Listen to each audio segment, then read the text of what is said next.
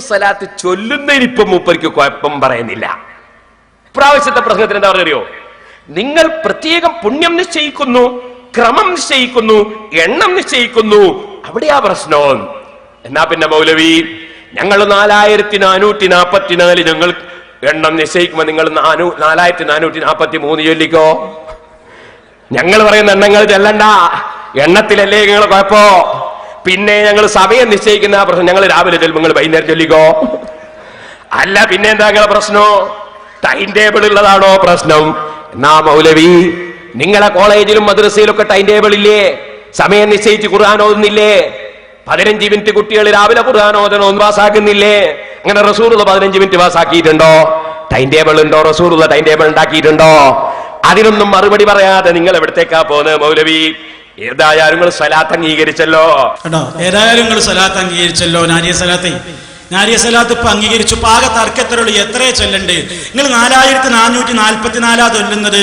അതുകൊണ്ട് നിങ്ങൾ എന്ത് ചെയ്തോ? 4443 ചൊല്ലിക്കോന്നു. അപ്പൊ സമയം എണ്ണം നിശ്ചയിക്കുന്നതിന് നമുക്ക് എതിർപ്പുണ്ട് എന്ന് പറഞ്ഞിട്ട് മൂപ്പര് പറയണേ 4443. അത് എണ്ണല്ലേ?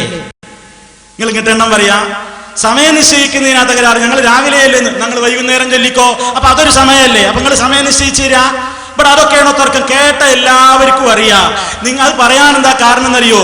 നിങ്ങൾ വേഗം എന്ത് നാരിയ സ്വലാത്ത് റസൂലുള്ള ചൊല്ലിയിട്ടുണ്ടോ? അബൂബക്കർ സിദ്ദീഖ് റളിയല്ലാഹു അൻഹു ചൊല്ലിയിട്ടുണ്ടോ?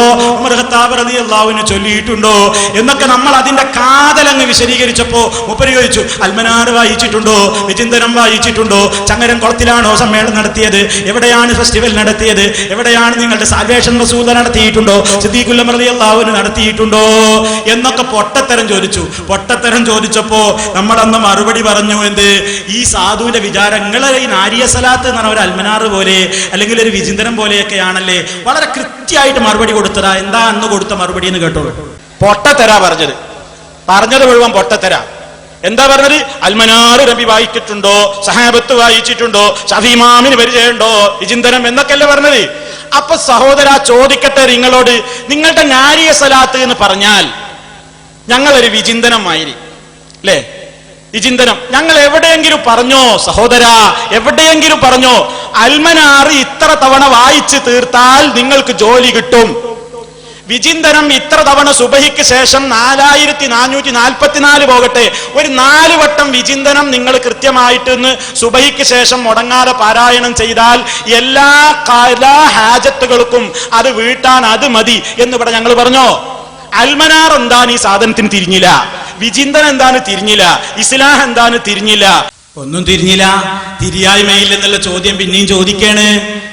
ഇവിടല്ലേ എല്ലാ ആളുകൾക്കും നമ്മളെന്താ പറഞ്ഞതെന്ന് മനസ്സിലായിട്ടുണ്ട്. അപ്പൊ അതൊക്കെ ചോദ്യം ഇതൊക്കെ മാറ്റി വേറൊരു കോലത്തിലാക്കുക. മറുപടി ഒന്നും പറയാനില്ല. ഞാൻ പിന്നെ അങ്ങനെയല്ലേ. ഇനിയോ നിങ്ങൾ